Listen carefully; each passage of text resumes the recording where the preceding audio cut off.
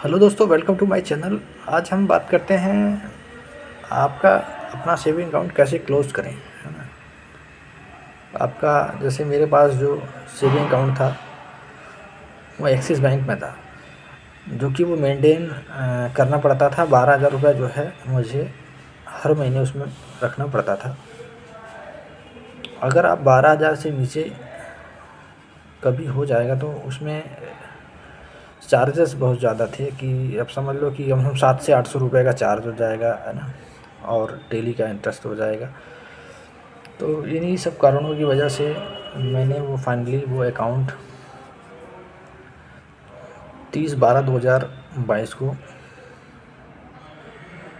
Bank जाके एक closure form भर के फाइनली अकाउंट क्लोज़ कर दिया।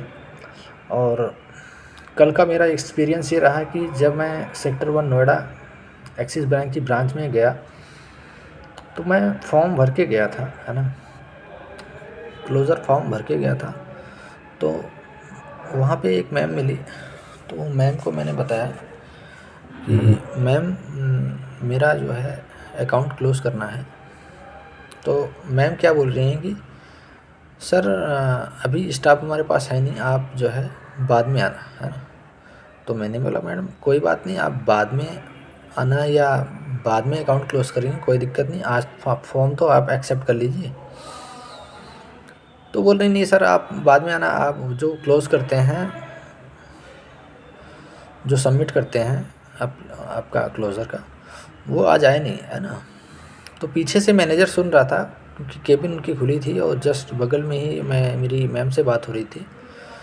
तो मैनेजर ने बोला कि मैडम आप फॉर्म को चेक करके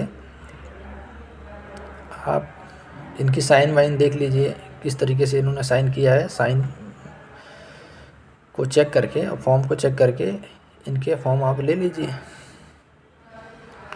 तो मैंने बोला मैडम देखिए, अब मैं एक यूट्यूबर हूँ और मैं एक्सपीरियंस के लिए अकाउंट क्लोज़ कराने आया हूँ, क्योंकि मैंने पहले भी कई बैंकों में अकाउंट ओपन करके क्लोज़ कराया। ऑलरेडी एचडीएफसी और आईसीआई में मैंने अकाउंट क्लोज़ कराया तो उसमें कोई दिक्कत नहीं हुई, है ना। और आप बोल रहे हो कि जो है कल आना परसों आना, तो मैं बार बार जो है अकाउंट क्लोज़ करने के लिए आऊँगा। तो मैनेजर के कहने पर उन्होंने मेरा फॉर्म को एक्सेप्ट किया। तो मैंने बोला मैडम ये बताइए, ये जो इसमें पैसे हैं कुछ,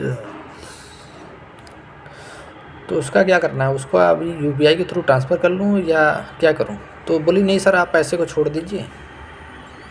तो मैंने बोला ये क्या बात हुई मैम, एचडीएफसी में जब मैं क्लोज़ कराने गया था तो उन्होंने भी जो है बोला कि सर आप जो है अपना जो भी पैसा हो आप अभी ट्रांसफ़र कर लीजिए, है ना।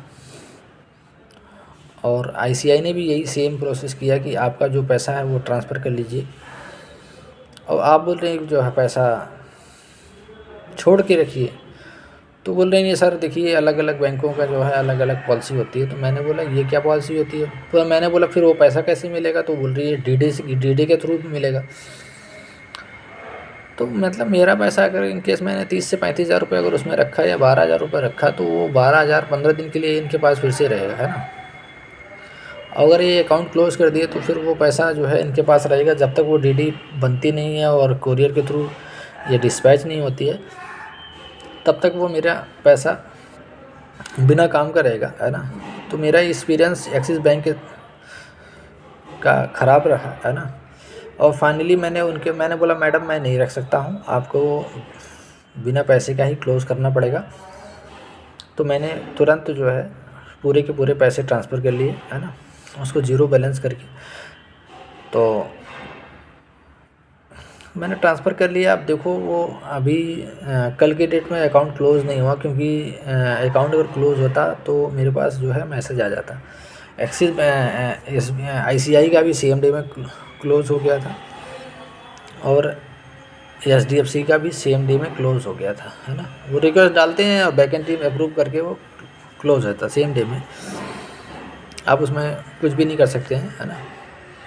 और इनका अभी तक हुआ नहीं। अगर ये अकाउंट अगर 4 से 10 दिन के अंदर में क्लोज़ नहीं होता है तो मेरा अकाउंट बैलेंस जो है माइनस में अगर कर दिया जाएगा तब मैं इनको बताता हूँ कि अब मैंने एक स्लिप भी ली है। मैंने बोला मैडम स्लिप दीजिए, रिसीविंग दीजिए।